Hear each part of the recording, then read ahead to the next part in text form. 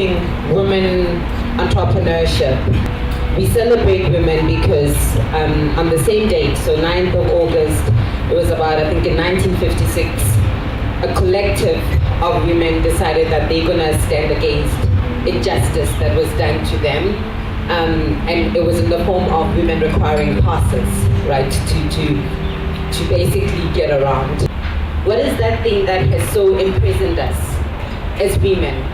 What is that thing that can bring us together as a collective and we say we fight for? What is that thing that will get us to a place where we all aspire to be at, where we aspire our children to be at, where we aspire for our men, our husbands and our brothers and our fathers to be at? What is that thing that we want to fight for?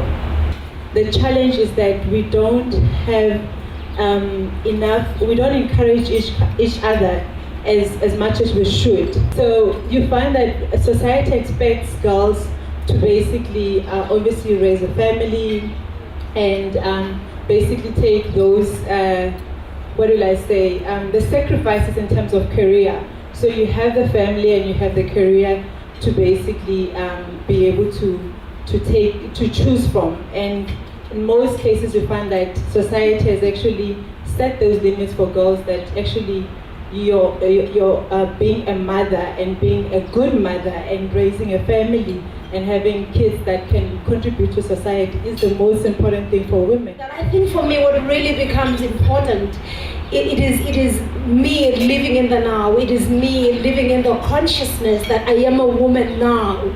And for me, what becomes important, it is what am I born to become? What am I born to achieve?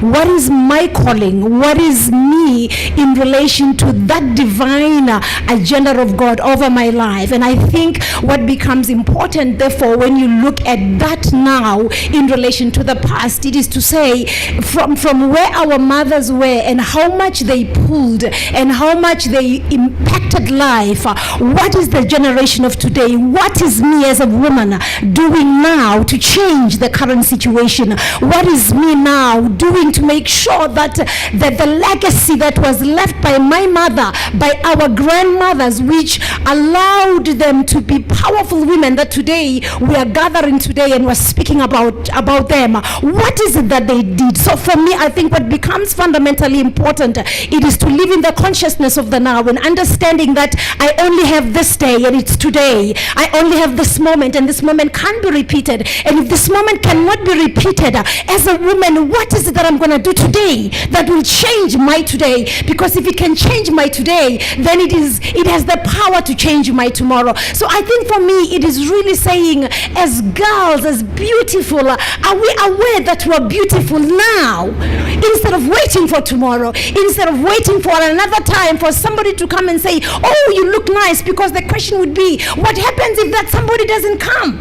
What happens if that somebody doesn't come? So it's now and me now, and having to rise to the occasion that I am beautifully and wonderfully made. And if I'm beautifully and wonderfully made, it is incumbent upon me to pass on that beauty, the consciousness, to pass on the consciousness that I am just the best thing now. However, I think as women that we have been given the opportunity to rise in our society in terms of in our careers, it's very important to encourage other women. In anything that you want to do, just focus and go for it and do not be fearful. Secondly, as women, we don't support each other.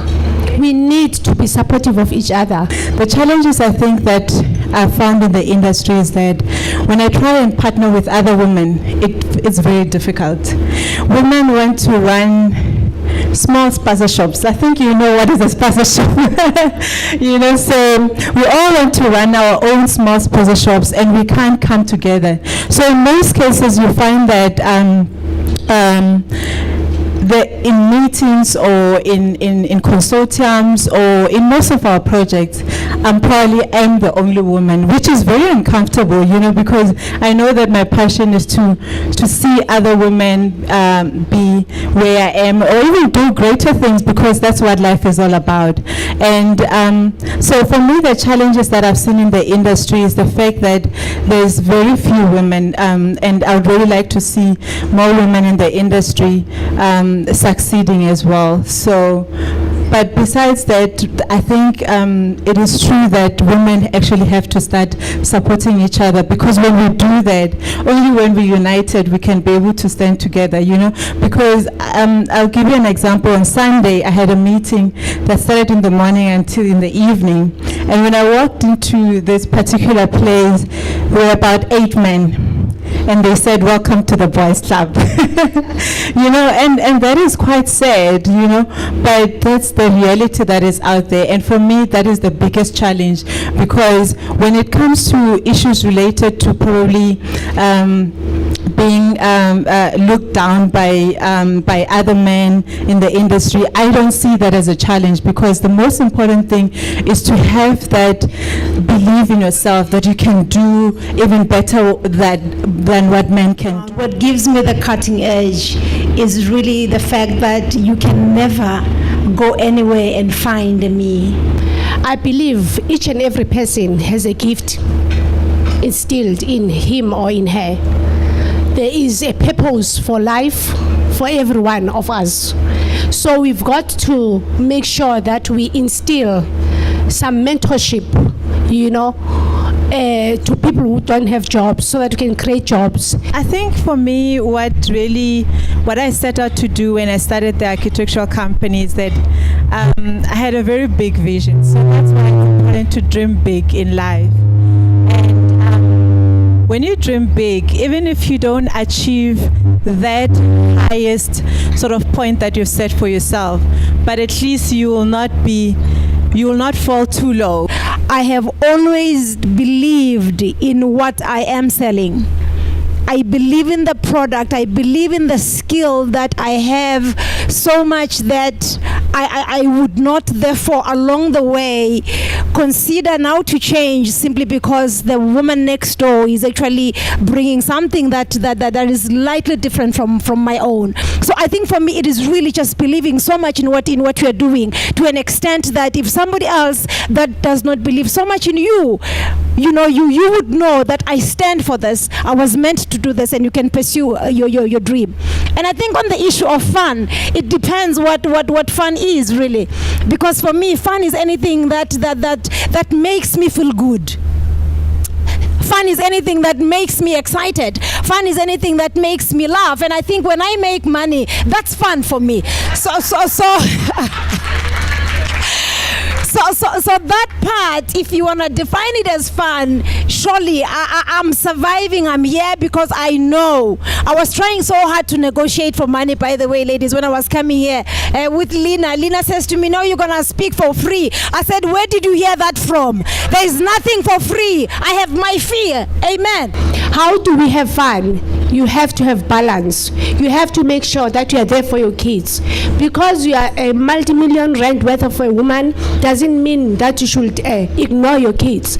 Because we as women in our busy, tight schedules. For example, I was in Cape Town yesterday presenting to the Minister of Health, and I had to come back home and attend to my family. I didn't sleep in Cape Town. I'm exhausted. I'm as exhausted as I'm speaking to you right now. But we have to have fun in a way that we must find balance in taking care of our kids. Kids must not lack at school because you're not attending their meetings. You've got to be there for your kids. Attend the meetings that you are called for at school. Make sure that your husband is happy in bed, because if you are going to make money and you forget about the happy at home, it's going to be a problem. You are going to end up alone with your money in the bank. If you want to start a business because you hate your boss, or you think you can do better than her. You know, there's so many, and you find that a lot of people, their reasons is not, oh, because I want to really give back, I want to change our society or change our industry. It's mostly because I just hate where I am. And the challenge is that when the going gets tough, hating where you are, it's not going to help you to basically hold on and be able to achieve your dreams. So for me, I think it is so important to define what is it that you want to achieve out of life. What is your vision? Because the vision, it has to be greater than you. It's not about, I want to drive the latest Mercedes-Benz. When the going gets tough, like for example, at the end of the month, the salaries are not enough, you are not going to pay yourself first and then your employees last, you know. So it's about the legacy. It's about what is it that you want to leave for the next generation, and that is going to keep you going. It's about balance again. It's about balance, it's about multitasking. How we as women can multitask if we are running organizations or businesses. We have to have that spirit of entrusting our employees by giving them tasks that are so big that they wonder how they're going to carry them, and yet you believe in them that they can do those tasks and do them very well. So we have to trust the people that work for us. We have to make sure that we value their importance in the organization as leaders. We have to make sure that we lead by example, because if we are not exemplary to our staff, we come late to work and we leave early, the whole organization will really go down. Am I right? Celebrating women means understanding our source of power. And when we get to that understanding of that source of power, then we will know what it is that we need to do as women that are occupying different roles in society. When you look at the things that women can achieve, you know, they can go through real hardship in life. In most countries in the world, women, they say history has not been kind to women.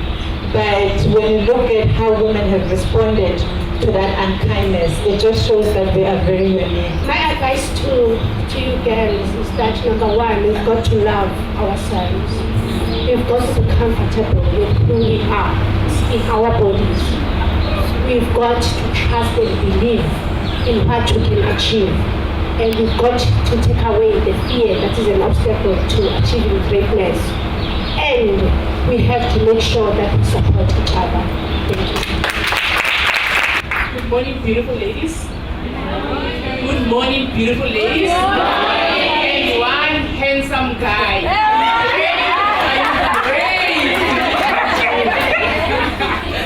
Thank you for coming. Thanks. Firstly, let me start by acknowledging my colleague, Widumelo, for facilitating this discussion. Thank you so much for directing this program. Very well, thanks. And then secondly, let me thank our guests. Thank you so much. Thanks for the inspiration that you have given us today. Thanks for the motivation. You are so encouraging. Your words are so fulfilling. Thank you for being so powerful. Thank you for being strong women, and thank you for reminding us of what we are meant to be as women.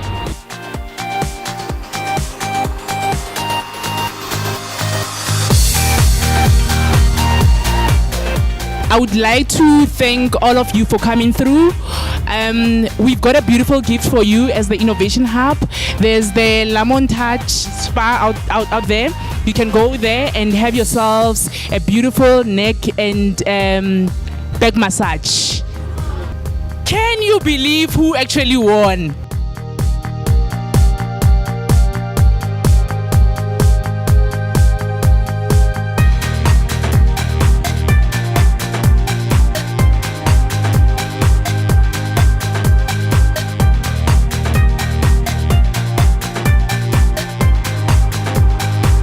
Thank you so much for coming through. Amen.